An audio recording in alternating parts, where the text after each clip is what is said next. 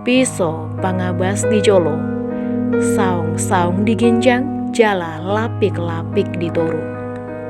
Seperti halnya suku-suku lain, dikenal punya kemampuan supranatural yang luar biasa, di luar logika. Bagi generasi milenial, mungkin hal tersebut dianggap sebagai dongeng atau hanya sebagai cerita pengantar tidur. Namun, bagi sebagian orang Batak, kemampuan supranatural tersebut sampai saat ini masih dipercayai. Sebelum kita lanjut, jangan lupa subscribe, share, dan komen. Anda pernah dengar kata si biangsa? Ini adalah sebuah ritual mengerikan yang dipercaya menghasilkan racun atau senjata sangat mematikan zaman dulu yang lazim dilakukan oleh nenek moyang orang Batak. Si biangsa ini dikenal di beberapa daerah seperti Samosir, Silalahi, Simalungun, dan Tanah Karo. Dalam bukunya Beku Ganjang, Analisa Psikokultural, mantan Uskup Agung Medan Monsinyur Dr. Anicetus Bongso Sinaga OFMK menulis tentang si biangsa. Dalam tulisannya, Monsinyur Anicetus Bongso Sinaga mendeskripsikan tentang ketakutan terhadap beku ganjang atau black magic pada masyarakat Batak. Ketakutan ini mengemuka lewat tuduhan-tuduhan yang kemudian beberapa rumah dirusak dan beberapa orang diusir atau dibunuh secara sadis.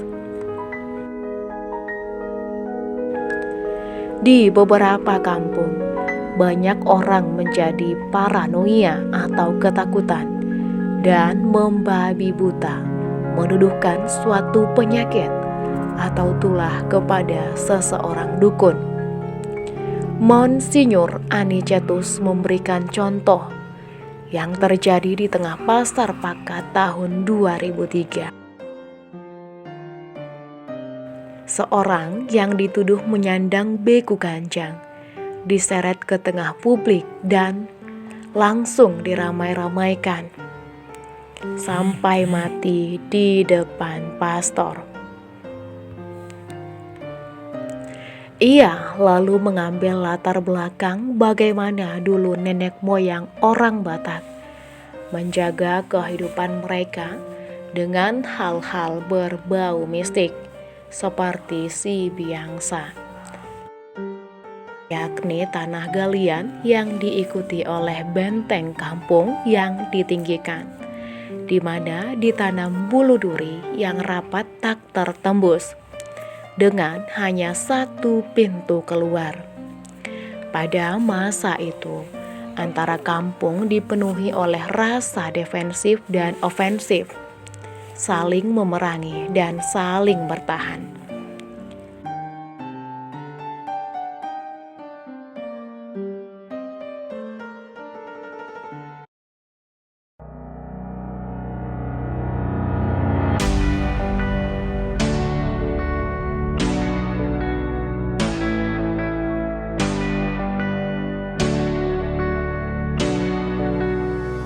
Si biangsa atau pangulubalang kemudian berkembang dalam ranah paranoia primordial, yang artinya ketakutan kampungnya diserang oleh kampung lain, dan fungsinya adalah senjata pamungkas magis.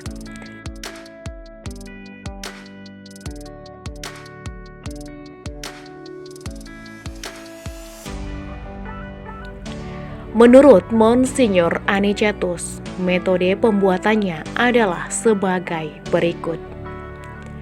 Seorang anak paling disukai ialah hatoban, yang artinya hamba atau budak, yang dipelihara dengan menggendutkan, memberi makanan yang enak-enak sehingga ia tumbuh gemuk dan subur.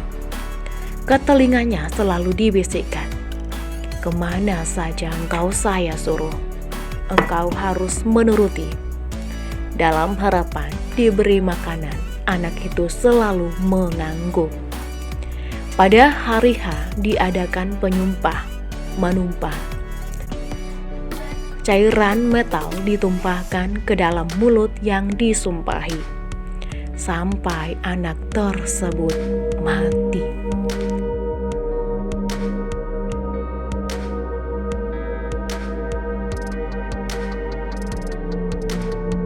Tubuhnya dicincang dan dimasukkan ke dalam guci atau wadah yang disediakan. Barang ini menjadi amulet ofensif-defensif atau senjata pamungkas.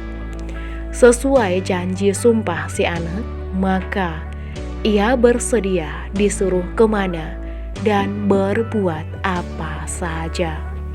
Maka seringlah ia disuruh menumpur hutani musuh, yang artinya menyerang kampung musuh. Bisa saja seluruh isi kampung menjadi gila, berkelahi, atau mati kena tulah atau penyakit. Di Samosir, menurut cerita seorang penduduk bermarga Sitanggang, cerita si Biangsa ini sedikit berbeda dengan yang ditulis Monsinyur Anicetus Sinaga. Menurut Sitanggang, si Biangsa ini berasal dari seorang bayi terpilih yang kemudian digongseng hidup-hidup sampai ia mati.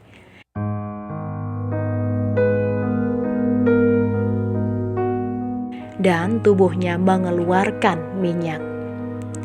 Minyak inilah yang kemudian dimasukkan dalam wadah dan kemudian dipakai sebagai senjata pamungkas oleh kampung tersebut untuk menyerang atau bertahan terhadap serangan musuh. Si Biangsa juga dikenal di tanah Simalungun. Sultan Saragih dalam tulisannya di lovelysimalungun.com berjudul Mitos Simalungun, Daya Lebur Si Biangsa, bercerita mengenai kerajaan masa lampau bernama Pagar Paneibusi. Sekitar abad ke-16, guru raya pertama bernama Tuan Rasaim ditunjuk menjadi pengambil keputusan atas sengketa dan kejahatan yang terjadi di kerajaan. Keadilan harus dijalankan.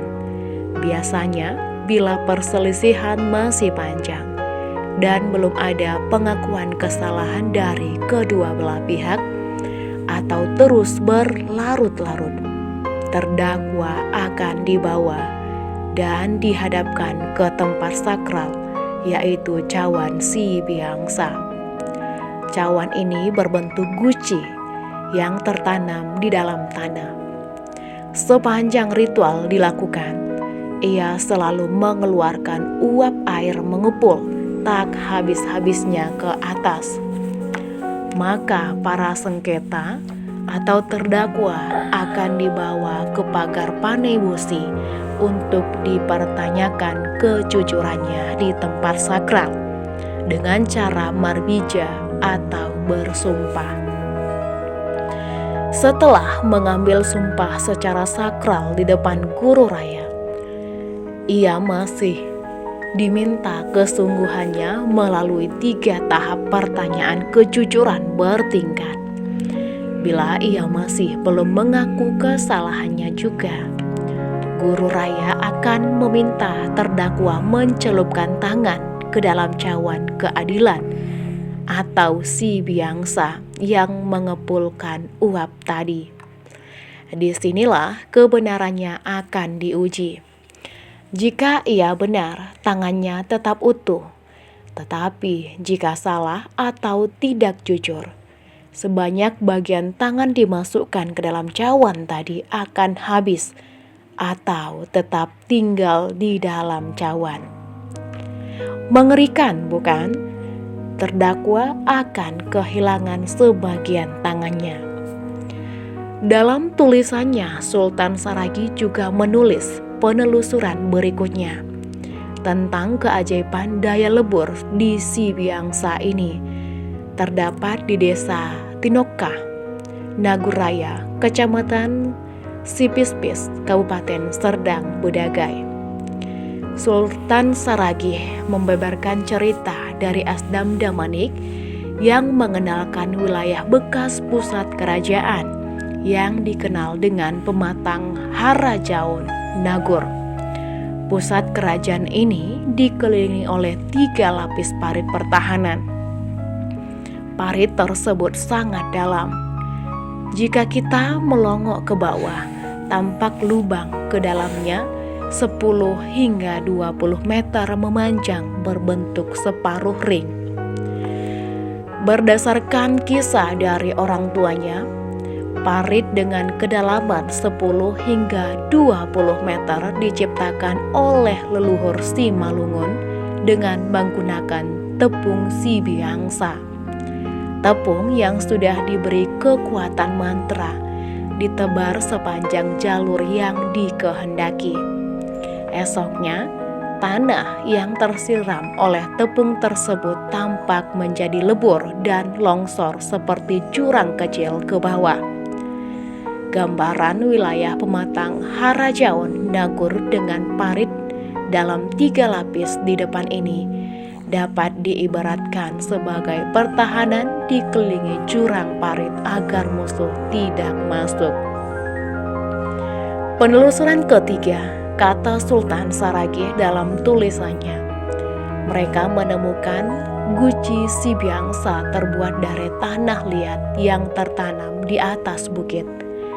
Tepatnya di Desa Dolok Malela, Kecamatan Gunung Malela, Kabupaten Simalungun. Guci tersebut tak jauh dari lokasi 7 patung kecil yang membentuk lingkaran yang berfungsi sebagai penjaga kampung. Berdasarkan tuturan juru kencinya, yakni Amir Husin Saragih Silampuyang, guci tersebut sengaja ditutup oleh batu agar tidak mengembalikan daya magis masa lalunya.